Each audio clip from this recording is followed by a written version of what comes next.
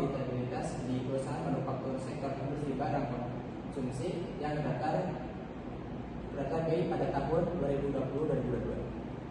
Sebelum itu, izinkan perkenalkan kelompok kami. Ya, perkenalan, nama saya Mr. Rizal Syafrin dengan NIM 64230373. Saya Ilham Fajar Ramadan dengan NIM 64230191. Saya Aliansa Renanda dengan NIM 64230690. Saya Arif Sustio dengan NIM 64230301. Saya Aditya Rizal Tadi dengan NIM 64230292. Saya Nanda Redinada dengan NIM 423046. Saya Muhammad Aliansa dengan NIM 642309. Langsung saja ke materi pembahasan yang akan dibacakan oleh Mita Anjali. Ya, pertama kita mulai dari sampelnya dulu. Teknik penarikan sampel pada penelitian ini menggunakan metode non-probability sampling. Pada dalam hal ini mengumpulkan 14 sampel dari 85 perusahaan manufaktur sektor industri barang konsumsi yang terdapat di Bursa Efek Indonesia untuk menguji pengaruh perputaran modal kerja dan rasio lancar terhadap probability. Keterangannya pertama, N ukuran sampel atau jumlah probability. N yang besar adalah ukuran populasi. E penetrasi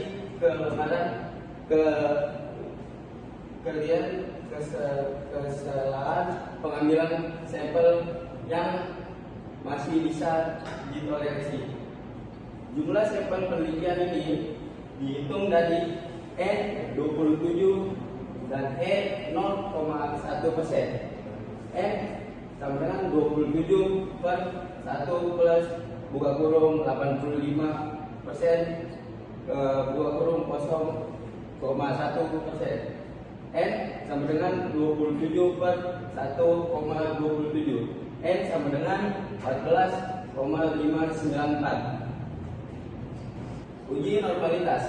Uji normalitas menunjukkan variabel dependen dan variabel independen dalam model frekuensi mempunyai distribusi normal atau tidak. Dasar pengambilan keputusan diuji normalitas berdasarkan probabilitas. Jika probabilitas signifikan lebih dari 5%, maka data distribusi normal. Dan jika probabilitas signifikan kurang dari 5%, maka data tersebut tidak normal. Diketahui nilai statistik uji kolmografis menunjukkan nilai signifikan 2 kurang trial sebesar 0,200 lebih dari 0,05 sehingga dapat disimpulkan bahwa data pada penelitian ini terdistribusi normal. Untuk selanjutnya akan dibacakan oleh Ilham Fajar Ramadan. Baik, di sini saya akan menjelaskan tentang uji multikolinearitas. Uji multikolinearitas biasa digunakan untuk menguji apakah ditemukan korelasi di antara variabel bebas. Dasar pengambilan keputusannya itu ada dua. Yang pertama dengan nilai F dan yang kedua ada nilai toleransi. Dan saya akan menjelaskan itu terlebih dahulu menggunakan nilai F. Jika varian influencing factor atau F lebih dari 10, maka terdapat multikolinearitas. Tapi jika F atau variance influencing factornya kurang dari 10, maka tidak terdapat multikolinearitas. Selanjutnya saya jelaskan lagi dengan nilai toleransi. Jika dengan nilai toleransi kurang dari 0,01, maka terjadi multikolinearitas. Dan jika nilai toleransi lebih dari 0,01, maka tidak terjadi multikolinearitas. Selanjutnya hasil uji multikolinearitas. Di sini ada nilai toleransi untuk perputaran modal kerjanya itu sebesar 0,960, yang dimana lebih besar dari 0,10. dan likuiditasnya sebesar 0,960, yang mana lebih besar dari 0,10. Nah, selanjutnya ada nilai HIF-nya untuk perputaran modal kerja sebesar 1,041, yang mana lebih kecil dari 10,0, dan likuiditasnya sebesar 1,041, yang dimana lebih kecil dari 10,0.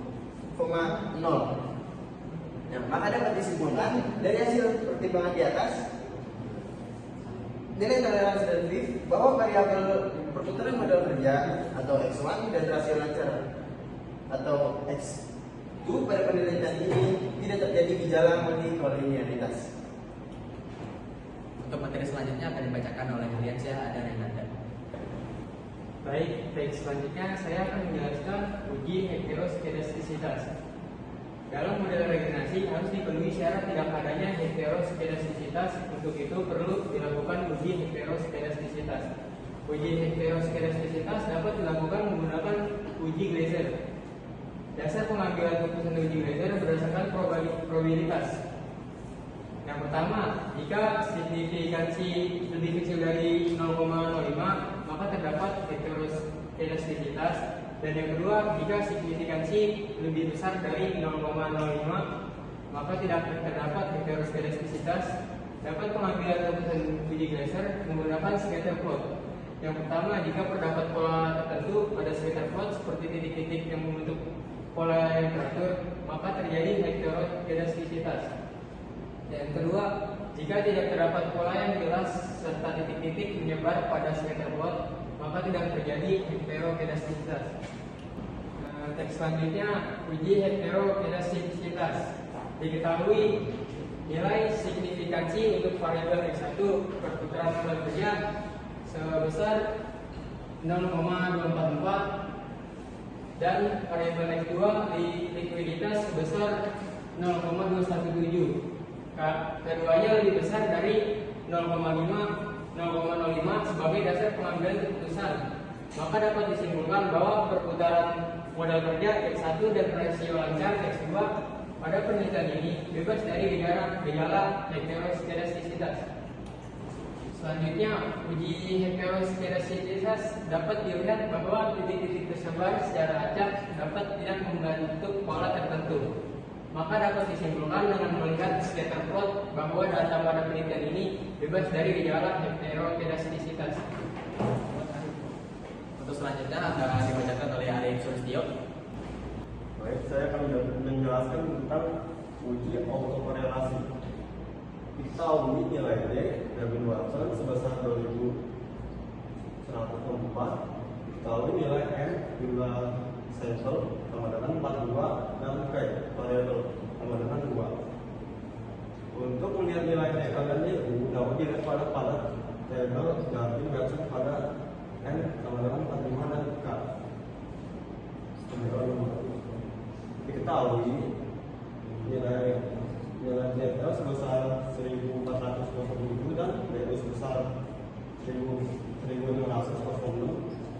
Syarat agar tidak terjadi autokorelasi adalah DU lebih kecil D lebih kecil 4 DU, hasilnya adalah 1606, lebih kecil 2104, lebih kecil 2304.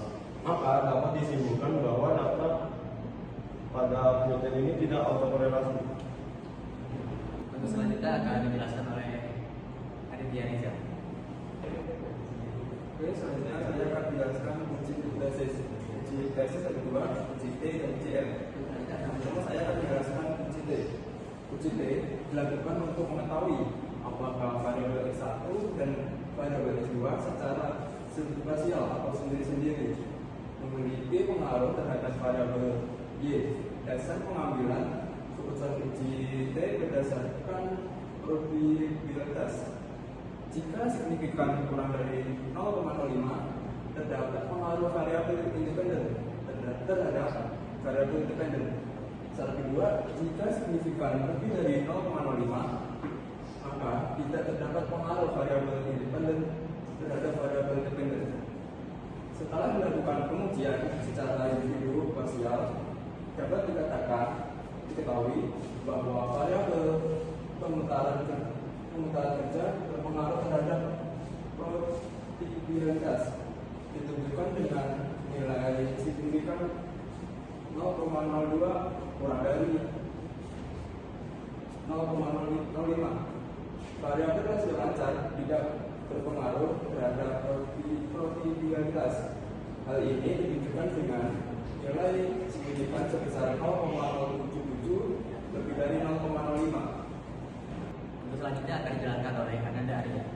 Oke, selanjutnya ada nilai yang diketahui sebesar 6,201, DF1 sebesar 2 dan DF2 sebesar 39. Kemudian dilihat pada tabel distribusi UGF dan didapat dari nilai F sebesar 3,24. F itu 6,21 lebih besar dari F yaitu 3,24. Hal ini berarti variabel X1 yaitu perputaran modal kerja dan variabel X2 yaitu likuiditas dan sama dan tanda kurung simultan memiliki pengaruh terhadap variabel Y yaitu profitabilitas. Untuk selanjutnya akan dijelaskan oleh saya sendiri.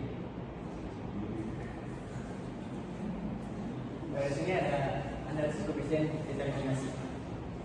Analisis koefisien determinasi digunakan untuk mengetahui seberapa besar pengaruh variabel X1, variabel X1-nya yaitu modal kerja, dan variabel X2-nya yaitu likuiditas, dan variabel Y-nya profitabilitas. Untuk R-square-nya di sini ada 0,2241. Hal ini menandakan bahwa pertumbuhan modal kerja dan likuiditas mempengaruhi profitabilitas selama periode tahun 2020 sampai dengan 2022 sebesar 24,10%, sedangkan sisa sebesar 75,90% dipengaruhi oleh variabel lain yang tidak diamati dalam penelitian ini. Untuk adjust R-square-nya 0,202 atau 20,2%. Sisanya sebesar 79,8% yang tidak diteliti, yang variabelnya tidak diteliti. Untuk standar error of the estimate yaitu sebesar 0,9323 atau 9,32%. Jadi memiliki tingkat kesalahan penelitian sebesar 9,32%. Jadi R-square-nya walaupun rendah, ini masih signifikan karena sastinya mengikuti UGF yang masih profitabilitas. Sekian dari kelompok kami, kurang